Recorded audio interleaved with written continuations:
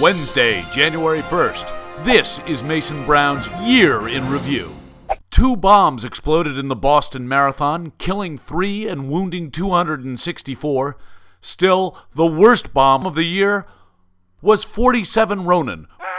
Charles Ramsey rescued 3 Ohio women held captive for 10 years. I knew something was wrong when a little pretty white girl ran into a black man's arms. Something is wrong here. Dead giveaway.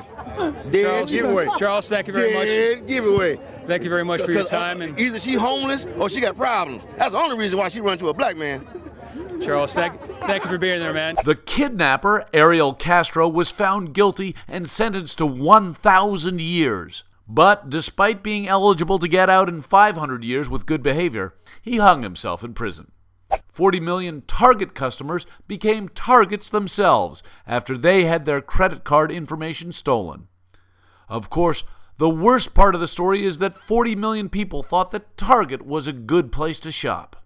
Edward Snowden revealed that the NSA was looking at Americans' internet data as well as metadata about their phone calls.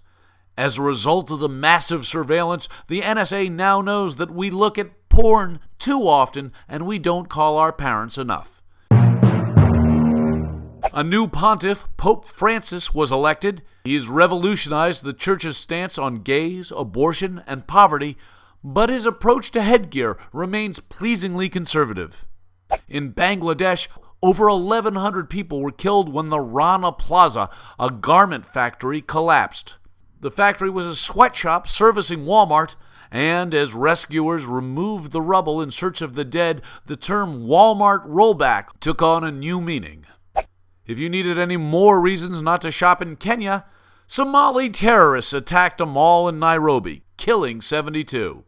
The attack ended when the terrorists realized that the 2 hours of free parking they had were up, and there was no one left alive to validate their tickets. While the Earth became indisputably warmer in 2013, Fox News was quick to report at least one instance when it was cold outside. Winter weather warning right now. Here's a live look at the Fox 6 snow stick. This is out on the weather dick. And sometimes, even when it looked cold, it was warmer than people thought. Shit. Okay. A deranged teen gunman in Colorado committed a school shooting. No, wait, that was last year in Connecticut. Or was it Colorado, but in a movie theater? No, wait, it was at a Colorado school, but it was 14 years ago. No, it was this year, but don't feel bad if these things are all starting to blend together. Miley Cyrus rode a wrecking ball naked, prompting Catholic priests everywhere to say, "Who is that little boy? He's pretty hot." Miss Cyrus also twerked with Robin Thicke and stuck her tongue out for almost the entirety of the year, leading one studio to offer her a role in a remake of A Christmas Story.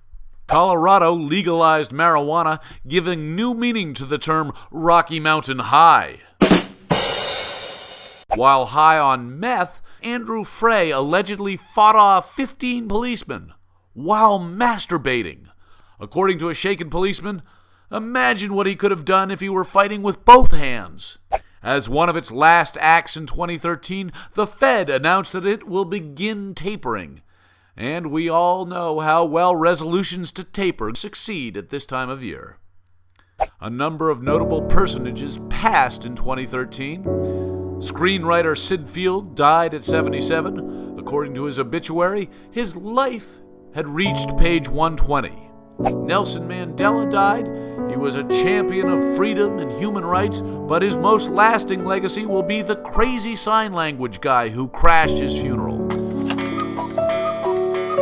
Virginia Johnson, the sexologist of Masters and Johnson, died at 88. She experienced what the French call le grand mort. Psychic and medium Sylvia Brown died at 77. Now, talking with the dead just got significantly easier for her. Paula Deen's career died after she was revealed to have used racist language in her past.